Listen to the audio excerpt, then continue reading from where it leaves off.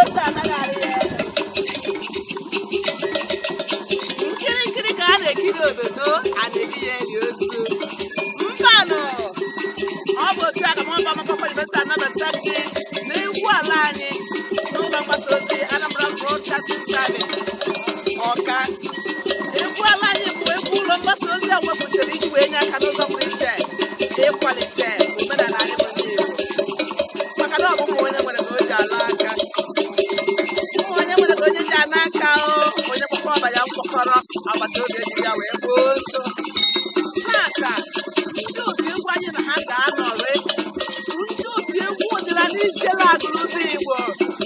ọ bụrụ niile anyị ga-ahụ ụmụ okorobịa ebe ha na-ayọ ya ya na-eme ya eme na-emelite ọnọdụ ha ga-emego obi aṅụrị site n'egwu dị iche iche ahaziri nke ọma maka ọnọdụ a n'ịgwa gị eziokwu omenala anyị ga-adịrịrị egwu ọdịnala nke ijele agaghị agụ ya agụ ọcha ka ị ga na-anụ ọ bụ ọcha ka a ga na-apụ wee na-enye ukwu egwu wee na-egosipụta omenala anyị n'ụzọ dị ọkpụ tọrọ ọkpụ n'oge ugbu a anyị ga-ewetara gị agba nke mbụ na nke abụọ nke ha kpọrọ egwu ọgba agụ egwu ọgba adịghị na-anụ maka ya bụ na ọja ka a ga-abụ ya ọ ntị gị na-ana ka ị nụrụ igerita nda ọ bụ gịnị dị egwu a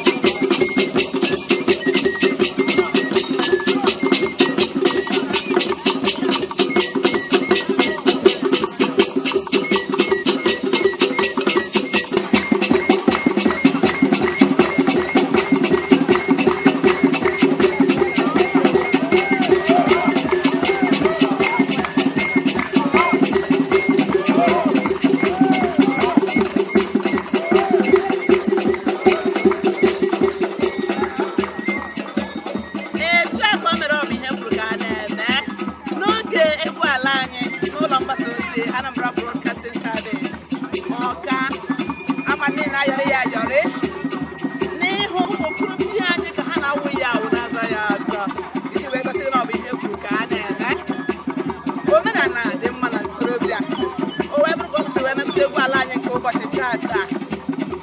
ndị otu egwu anyị na ha na-anọrọ bụ ndị otu egwu ọdịnala Ijele nke Agụlụzọ Igbo. Dịka ị na-elepụ anya ị na-akwụ ihe dị iche iche a na-eme n'ọgbọ iji wee gosi gị na egwu okorobịa tara akị ịchara na elukoro matakwa amata na egwu ya na-anaghị agụ ya agụ. Ọ bụ ọja ka eji agụ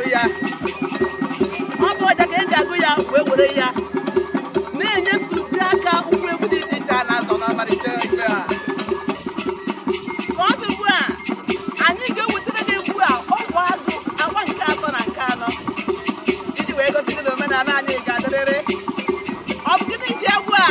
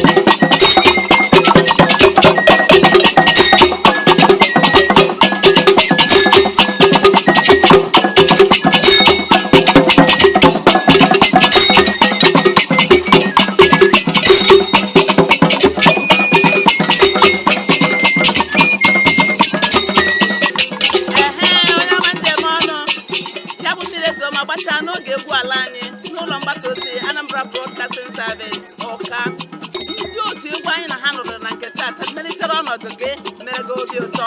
bụ ndị egwu ọdịnala Ijele